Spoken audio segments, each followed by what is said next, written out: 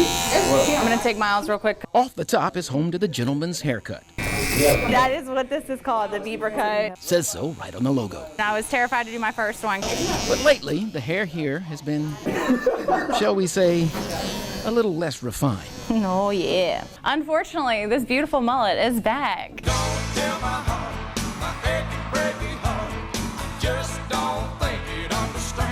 The much maligned mane made famous, or infamous, by Billy Ray Cyrus, is making a comeback. I'm terrified right now. Why are you so scared? This is beautiful. Oh my gosh, I feel it. I'm kind of concerned about my relationship status now. The mullet goes against what the hairstylists strive for, which is perfect blending and having a nice flow. The ladies here are churning out 5 to 10 of these achy, breaky mistakeys a week. And like most unfortunate things in the past year, you can blame COVID. Everybody's hair grew out during the shutdown, and they liked it long, but then they needed to look a little bit presentable to go back to work, so they went on ahead and got it cut short on the sides. Business Party in the back. It took me 8 months to grow this out. While the kids may like them, the moms who grew up around this hair fiasco think they should mull it over. The first time I told her I was gonna get one, she paid me $50 not to get one and pay for my haircut. Look at that. Let me see it. Oh, yeah. Hey, I'm about to be slaying the ladies. That's what I'm talking about. I'm gonna find me this most redneck girl and I'm, oh man. I'm trying not to move. I like to have some class with them. Now that's 2 words you've never heard in the same sentence. But you can't argue with a happy customer. Shake it. There you go. Oh, it shakes. Oh my goodness. They can do what they want to. I think it looks pretty good. Oh, my graduation pictures. Oh. At graduation, I'm gonna have a mullet. Look, it's easy to poke a little fun at a bad hair decade, especially when it's your own. But you gotta give today's mullets a little credit. It's way more gentlemanly than a rat tail. I think I'm gonna keep it. Yeah, I'm gonna keep it. I can't cut it off. It's my precious mullet. Showcasing Louisiana and Denham Springs, Greg Portier, WAFB 9 News.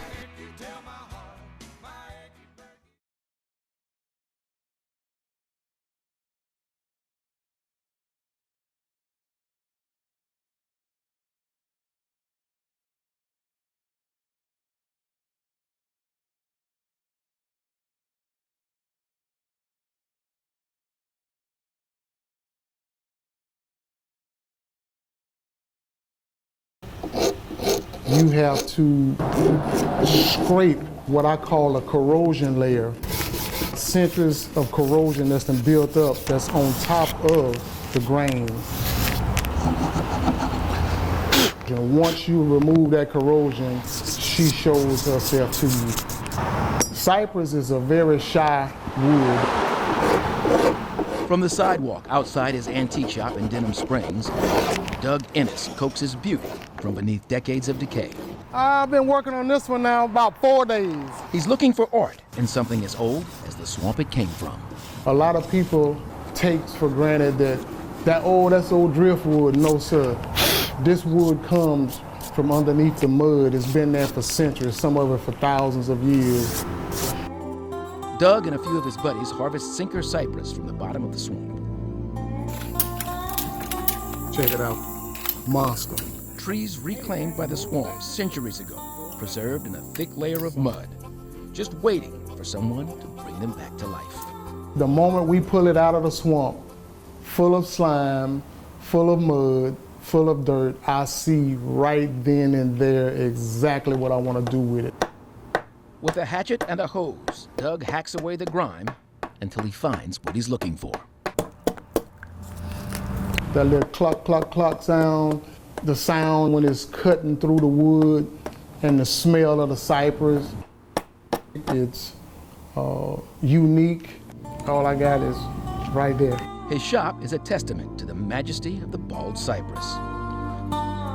From wall hangings to sculptures to rough-hewn bowls. Doug pours his soul into every piece. It deserves all attention that I could give it. Popping out, flying out. Looking past the muck She's showing herself. You can see the grain. to find the treasure within. Showcasing Louisiana in Denham Springs, Rick Porche, WAFB 9 News. In a year with so much bad news, Sometimes it's just a little scrap of paper. 'tis the season to count your blessings. This one was on a napkin. Mac McPherson and his wife Andre have 104. We appreciate you. Merry Christmas, Bailey and Kate. Gathered over 23 Christmases. Christmas is our big holiday, and it explodes everywhere, inside, outside. It's a big deal for us. And while what's under the tree is a pretty big deal, it's what's outside that's been the blessing. Rachel and Thomas. It all began in 1997 with a Christmas request from Mac's daughter. I was probably 7 So I was 5. when I told him I wanted big Christmas lights, lots of lights. Along with the lights, Mac made 2 plywood stockings, one for each daughter. The next year, he added a few of the girls' friends. There's Rex and Matthew. Neighborhood children would come by and they'd ask, what are all those names in the stockings? Are those all your children? And we're like, well, not exactly. Then he added their names to the stockings. And then Jacob is further over there. Mac and Andre had no idea how their family was about to grow. These are 100 kids that we have come in contact with, or we handed out Halloween candy to, or just waved to as they rode their bike through the streets. It touches all of us. Nora, Tyrell, Keon, and Caden. As in all families, kids grow up, and sometimes apart. But at Christmas time, in Mac's front yard, they reunite. He was just a baby. You guys were a lot younger. 2nd grade, and now he's 8th grade. We wouldn't miss a Christmas without finding our stockings. Laurie Stokely's kids became a part of the McPherson family in 2015, and even though they've moved out of the neighborhood, they come back every year.